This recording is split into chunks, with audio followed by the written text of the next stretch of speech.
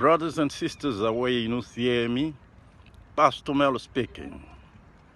In the name of Tatanzambi Amazulu, creator of heavens and earth, the one who anointed me to be your servant and to get you prepared to go back to Zion, Kongo Diantotela, Luvuvamu, peace be with you.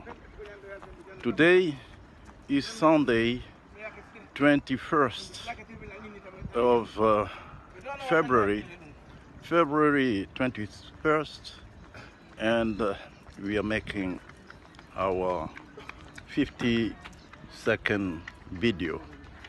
I'm in Luanda. This is what is called marginal. You can see the ocean, Atlantic Ocean behind, and you will see from here there's a building over there, a white building. It is the Museum of Slavery. Museum of Slavery. We will have the opportunity to make a special